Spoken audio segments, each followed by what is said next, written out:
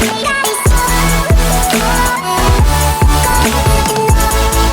right. Hey guys, it's Lacey Faria here from Cross Country Mortgage. How's everyone doing? Good. Good. I'm Nice Liz to see from you, ladies. Barletta Team Ligris. I'm super excited to chat with you ladies. My name is Stephanie Velazquez, and I'm with Lamacchia Realty at the Chelmsford office. I'm excited to be chatting with you ladies because I know this season has gotten it's been crazy. I feel like I've been doing this for this is going to be my God, 14th year. And so I've never seen a market where we've already been talking to clients about refinancing before we've even bought a house.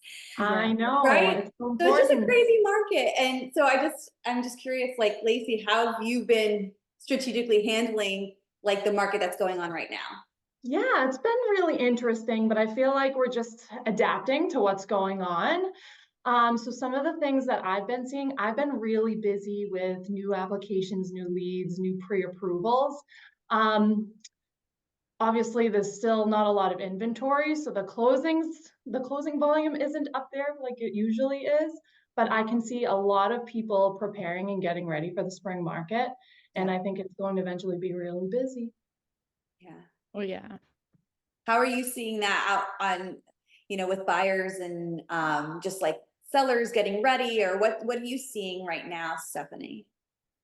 So, I mean, you have a little bit of mix of both type of buyers and sellers. You have the ones that are like, look, we know how things are. The market, it goes up and down, so we just want to go out there and start looking.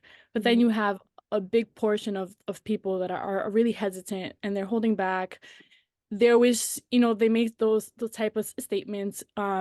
Should I buy now or should I just wait till the rates go down and things like that? And something that I usually recommend to a lot of people is don't wait for the rate just because they do go up and they go down. But you want to look at the data on the prices of the homes. They increase pretty much every single year. So you don't want to keep on waiting. If the rates do drop, then you can just refinance pretty much. Yeah, it's crazy. Yeah. I feel like that's the apprehension of, and I love the fact that I think a lot of people in our industry are just trying to get out there more to home buyers and saying maybe just not to take the risk, but take the leap of faith, because that is the trajectory. Homes are going up in value, and things are just going to get more hyper competitive. I heard the other day at an open house there were 40 groups going through. That's going back to COVID time, competition 100%. Yeah. which is crazy. And so if you're waiting and waiting, you're just going to be locked into more competition, it seems like. What I've been trying to do, not to cut you off, is I've just been focusing on motivating my clients and educating them. For instance, I Zoom all of my clients when we review their pre-approval. So not only are we going over what the payment is right now, where the interest rate is so high, to make sure they're comfortable for now, but I always review a refinance with them on my pre-approval call. So we kind of go over different payments, as if the rates are dropping, we kind of go over even 1/4%. So every time the rates drop, I tell them what it will do to their payments so that they have light at the end of the tunnel and something to look forward to make sure they're really comfortable. That's so smart. And I feel like that's just so smart to do, because I think that most people, at least when I, purchased my home, I was like, oh, well, only if it drops a significant amount am I going to go through the process of refinancing. But no, it doesn't have to be that way. It can literally be these small incremental changes that you're going to have extra money in your pocket at the end of the month, and you can put it elsewhere, save it, put it down towards principal or whatever the case may be. And oftentimes there are really good programs relative to refinances in terms of the cost. Because I think maybe you can speak to that, how much does it cost you to refinance, and would that even make strategic sense? Absolutely. So when people ask me about closing costs, we review the purchase, and then they always ask me, okay, what are their closing costs for the refinance, which they're a lot less than a purchase, which is nice. But the beauty about the refinance is you can roll those closing costs into the loan amount. So it really only adds a couple bucks to a payment, not much at all. So I feel like they're a lot more comfortable when they do that refinance. Now, sometimes they'll refinance more than once. I know during COVID, I refinanced all of my properties twice. Yep. So we talk about, okay, maybe they drop a little bit by the end of the year. You refinance once and then you can do it again. Yep. But with my clients, when I'm reviewing the refi with them, is I'll set up charts with them to make sure that they recoup those costs quick enough before the next refinance, or if they sell, so on and so forth. That's awesome. And so obviously with like the competition, that's just coming again. And I feel like a couple of months ago, you could like go in with inspection contingencies and, you know, all different credits and things like that. And I feel like that is slightly going to start diminishing since we're seeing 40 people at one open house. So Stephanie, do you want to talk about like what some people are doing or thinking about, like maybe they don't want to necessarily waive an inspection, but maybe having an inspection before they submit an offer, and other sort of tips and tricks maybe on getting the protection that most buyers would want. Yeah, of course. So something that you want to kind of look into is if you love a home and you feel like, okay, this is the home that I will go 100% full on with the offer. I'm gonna go the highest that I can, where I still feel comfortable, but I can go the highest because this is the house that I love. Then you know, that's typically when I recommend a buyer to do the pre-inspection, where that is you do an inspection before you submit the offer. So that way, when you do submit it, it's with no inspection, or you find out things that you're like, okay, at least I know what I need to fix. Do I still want to move forward? And then if I do, now what am I willing to pay for the house? Right. So it puts you in a more comfortable state to submit an offer with no inspection, but without the risks. That's awesome. Yeah. Yeah. I think that's such a good tactic, because I feel like when I started seeing like a couple of years ago, all the waiving of everything, it just got me so nervous. And, It you know, does. I've had some clients come back and they were like, you know, this is wrong. And something could have easily been discovered in a home inspection. It's very few and far between, but it happens, and the risk is there when you don't have an inspection. So that's an awesome tactic to try and still get that information for your buyers. The funny thing is that there's a lot of real estate agents that don't know this information, but there are some companies that do offer a full inspection, but without the report. It's less money. The buyer won't get the report, but you'll get the same information that you need. I usually recommend, if you're really tight on money, or you're just going to do an inspection before, you know, submitting an offer, do one without a report, where you can just take notes on everything the inspector says. You walk around, you follow them, you save some money, but at the same time, you're not gonna be, you know, stuck where you're spending so much on doing a pre-inspection on every house that you want to put an offer for. You definitely don't want to do something like that. You want to make sure it's only like on a property that you know that you're like, this is it, I need this home. Yeah. That's interesting. I never knew they did that. Yeah, I didn't either. That's so cool. I just found out this year and I was like, game changer. I'm ready. That's huge. Well, and even just like on the sales side, how I've, you know, some sellers are now doing like pre-inspections for their smokes and stuff like that. So like, you know, all of that stuff, I think is kind of developed as a result of these tighter timelines and like super competitive deals. And they're all good things. I think another thing that's kind of developed as a result of how competitive the markets have been is like loan officers and mortgage companies are doing a lot of work before offers are even submitting, or before application, like with a pre-underwriting process or something to that effect. If you want to talk a little bit more about that, Lacey. Yeah, so I mean, there are different steps in a pre-approval. You can pre-qualify somebody, which I never do. That's not verifying any income docs. A pre-approval where I verify everything myself, which I normally do. And then we offer a full pre-underwrite, which is free to our clients, and I think is super, super important. I try to get every client to do it, meaning we're going to take their file, submit it into underwriting as if they had an accepted offer on a property. Underwriter will sign off on everything, income, assets, credit.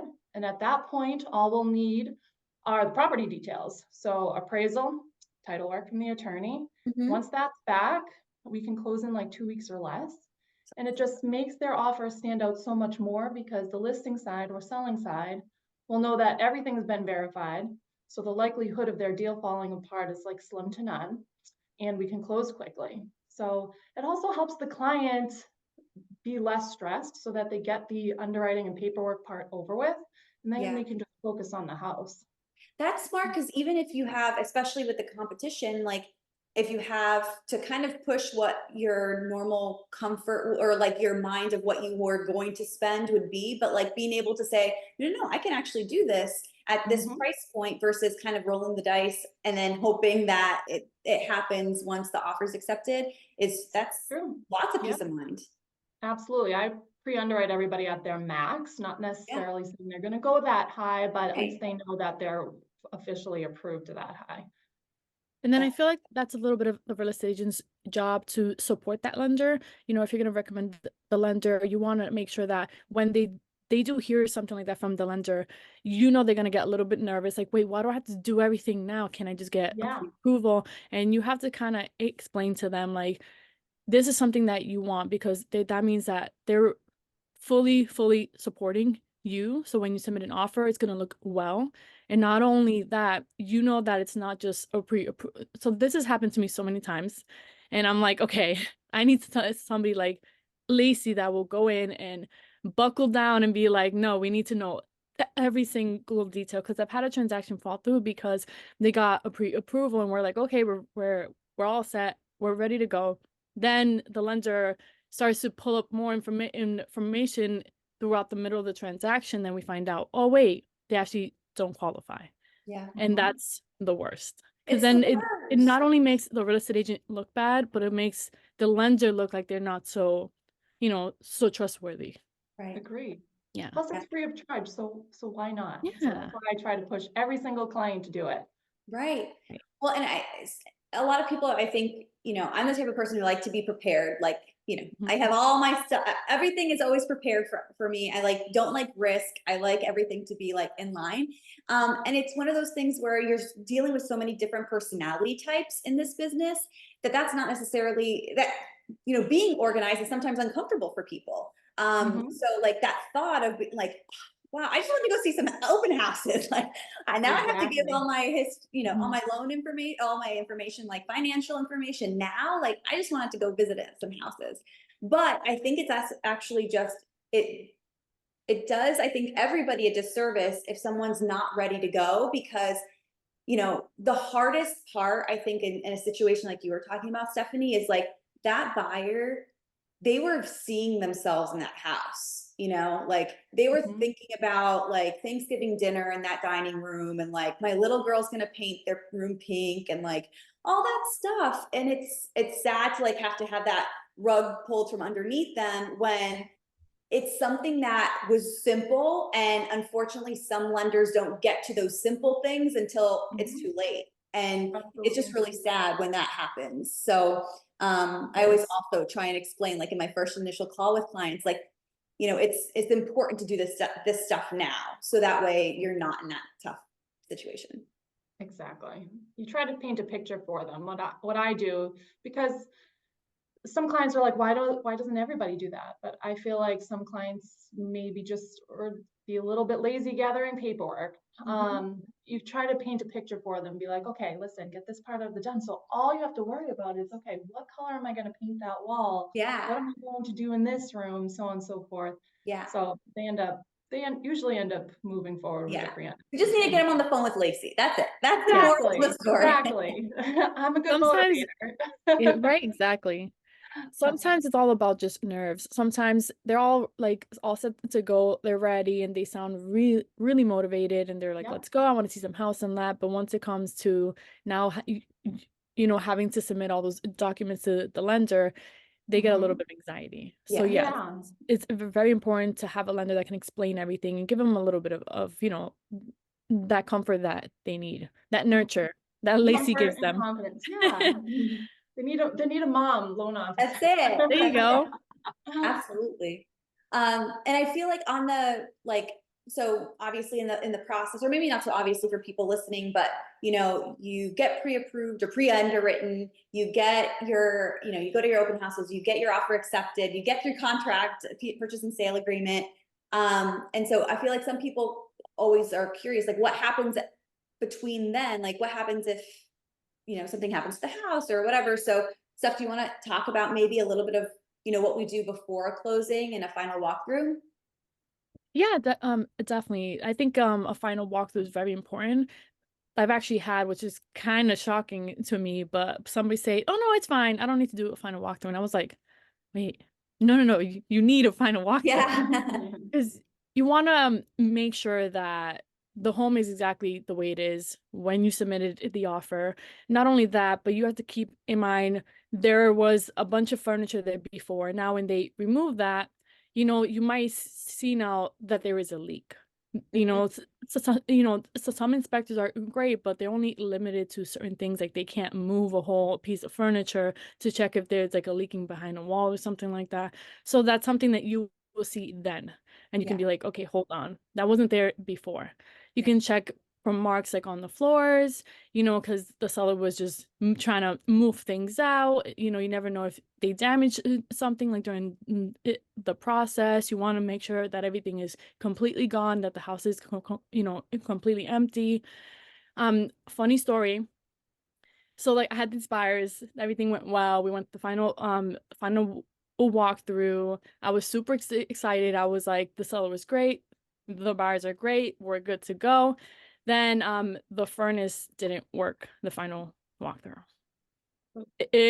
Oh my God, the anxiety that I felt rushing through me. And I was Oh like, yeah. why is the Oh yeah. heating not working now? Why is it not working? So we actually had to postpone the closing, and the seller had to get the furnace fixed. Because even though we did an inspection, it's supposed to work all the way up until it closes. Yeah. And it just didn't at all. Yeah. So And maybe I something can jump happened. in really quick on that because one of the things that we do as the attorney is negotiate the purchase and sale agreement once the offer is accepted. And in the standard clause, typically the purchase and sale agreement will basically just say that the property is to be delivered as is, as it was on the day that you signed your contract. Now, what happens if between your inspection or when you submitted an offer and the purchase and sale agreement, there's time? That could be 5, 10, 15 days, depending on the negotiation period. Like something could have happened in the house. So the seller could be truthful in delivering you, the buyer, a property that has a hole in the wall because that happened after your offer was submitted. So just to in the contract that we would negotiate, we would add in a clause that actually refers it back to either the day of the offer if there was no inspection done or the day of your inspection. So that way, especially with inspection deals where you have like an actual written report, we can say, well, on page 5 of the report, I don't see a big hole over there. And now there is one. So it's an easy negotiation or like a boiler or heater, something not working. It's easy to be able to refer back to a report. So those are some of the things that one thing in particular that we do as attorneys to tweak the language in a standard contract to make sure that the buyer is super protected for instances of like final walkthrough disasters, which there's always a solution. There's a solution. It's postponing closing until it gets fixed, holding back money of the seller to make sure things are repaired if you want to still close. Like there usually are very, very few situations where the deal just blows up and like nothing, you don't proceed to closing. Thankfully, that deal was completely fine. We saved it. We resolved it. Yeah. Because And I'm like, I'm everybody not was letting this working go. There towards has the to be a same goal. solution.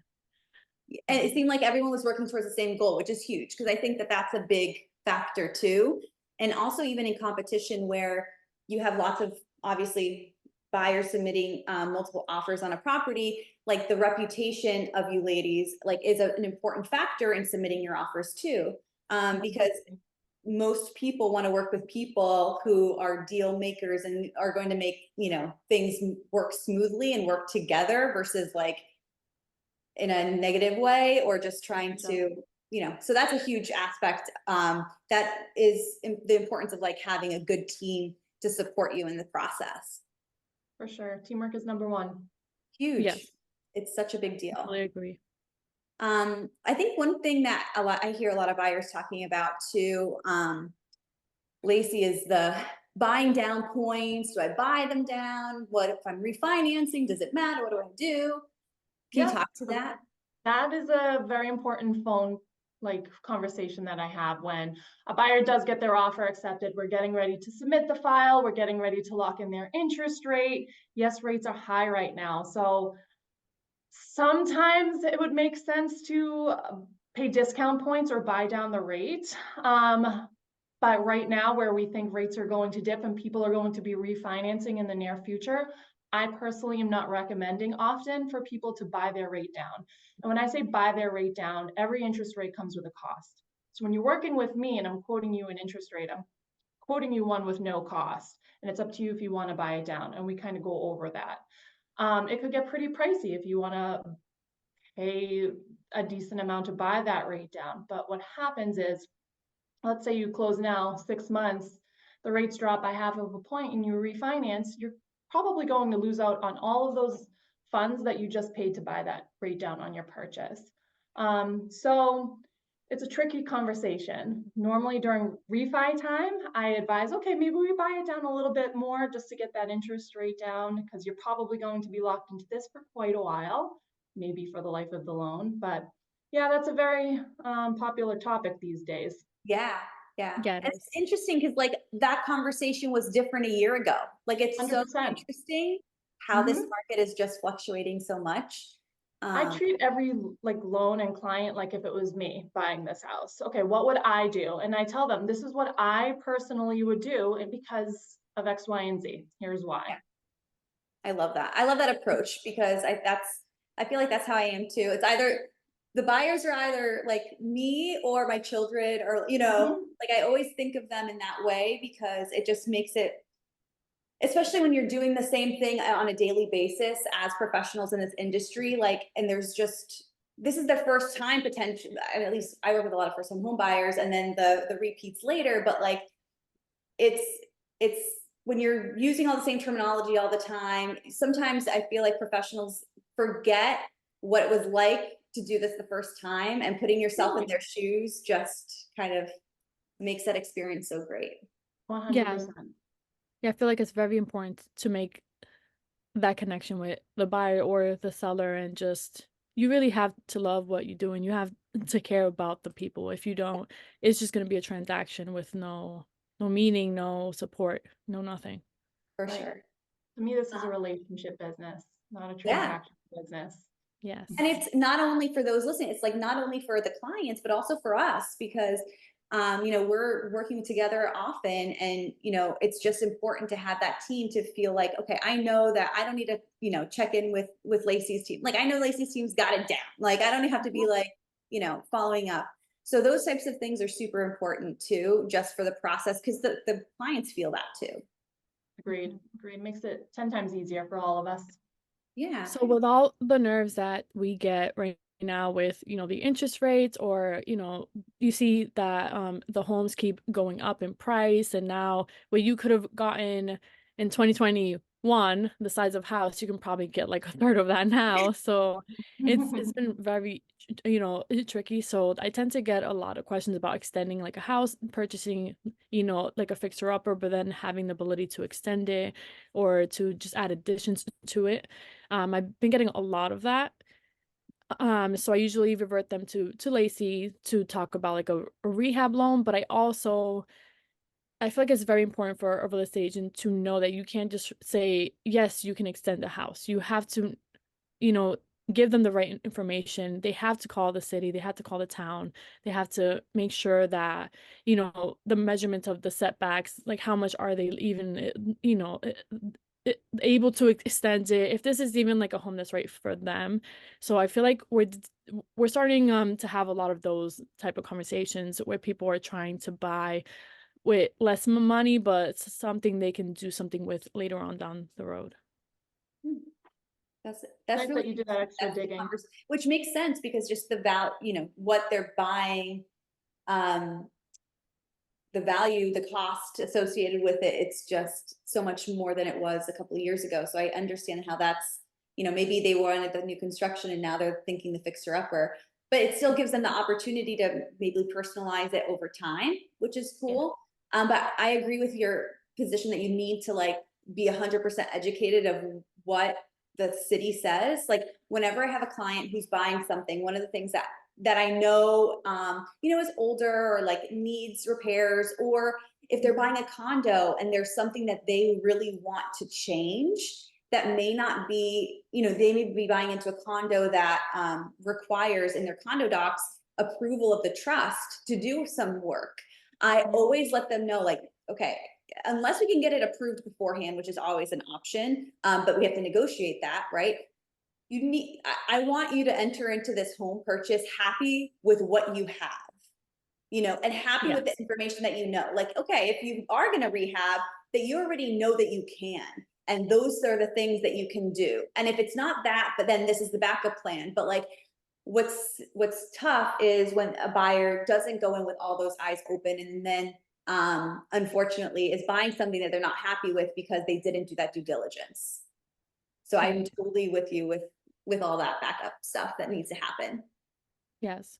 Or sometimes you don't make the connection like we talked about where you really get to know the buyer and what their plans are. Right. So they just say, I want this house. They want to put in the offer, and you're like, sure.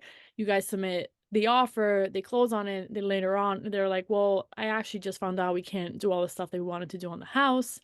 And I feel like that's where you lose out on, the recommendations, on them trusting you, your reputation and everything, because you didn't fully sit with them and talk to them and get to know what are their true goals that they're trying Right. to accomplish.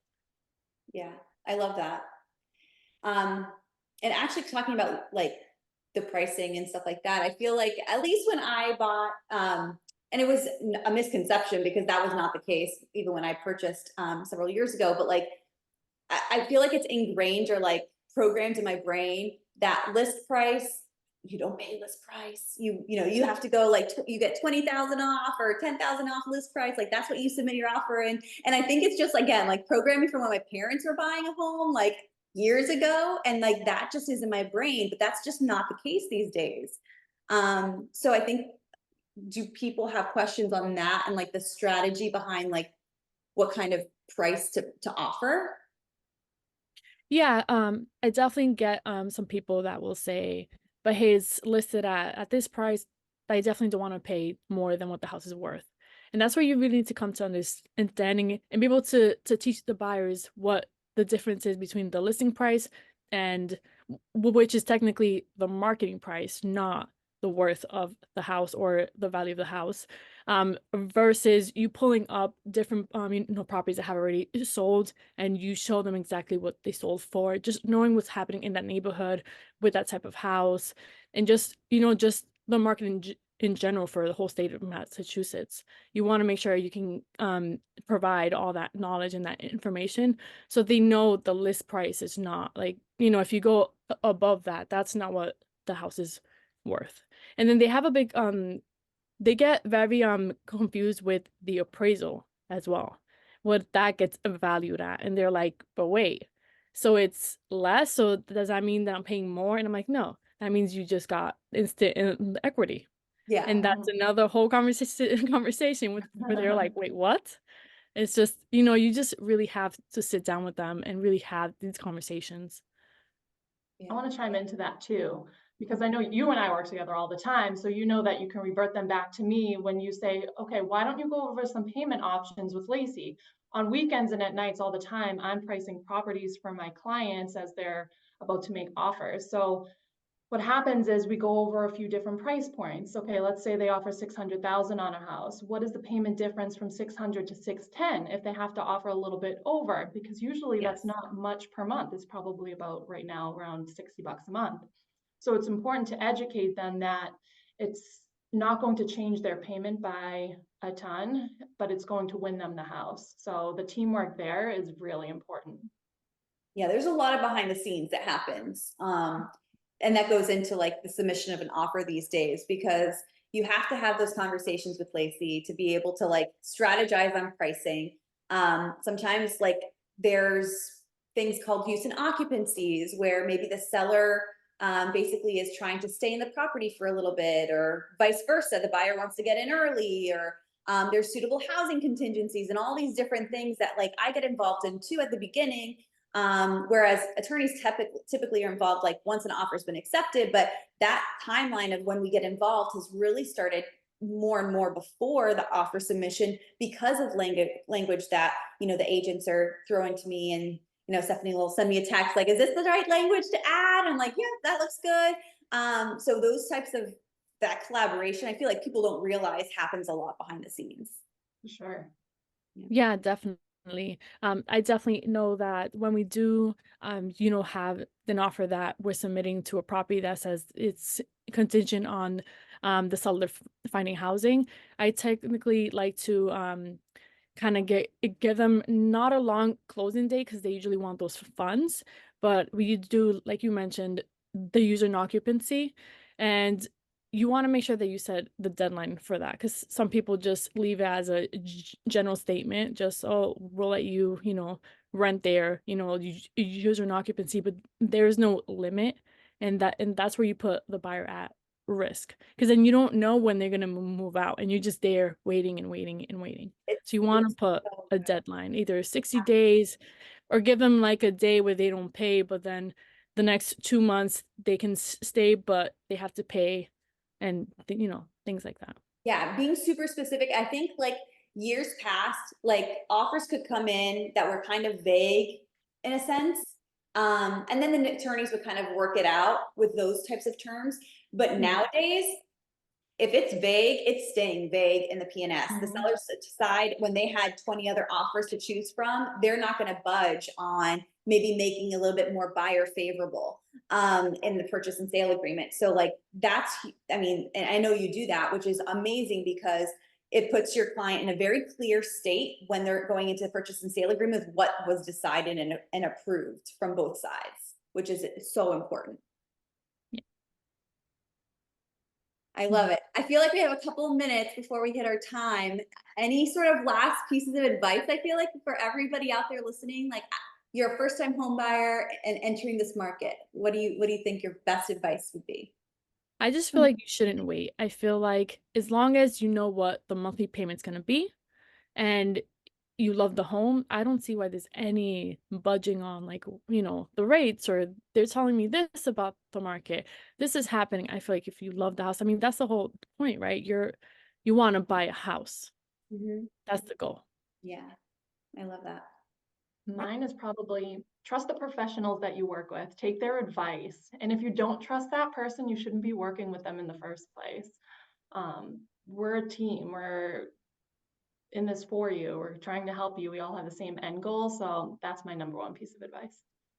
I want to copy you. I feel like the team is I always like that. To me, it makes a transaction either, you could have maybe like team members that, are fine and you have a fine experience, but to be able to bring together a team of people that you feel super comfortable with, feel like you can pick up the phone and call and like text and just all of those aspects make for a superior experience. Usually deal will get done, but do you want that experience to be phenomenal, or it's just, another, I don't know what kind of analogy I'm going for, but just a transaction or an exceptional one, I feel like is in the professionals that you align yourself with, for sure. I totally agree, because we don't disappear even after a transaction closes. We're always there, and that's super important to have. But your team sticks with you forever. I know I have a little bit of a tendency to really become good friends with my buyers. So you'll see me like at their house for like a barbecue, or like they're invited somewhere because we just become really close. Yeah, I think that's just a testament to like the comfort that they feel with you, that you've established, and like that's I think the goal of this relationship business is to have people feel that they're so comfortable and happy with you that they want you in your life even after the deal's over.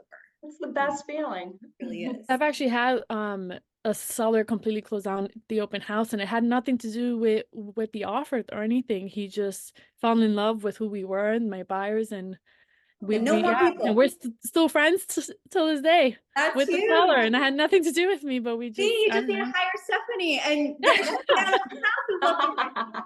I love that. Oh, well, you guys are the best. I'm so glad we were able to chat today, and me too. I will post this online and obviously tag all you ladies. So if you have any questions, don't hesitate to reach out to these wonderful women. I love it. Great rest of you so much. Thank you so much, guys. Bye. All right, bye. Bye guys.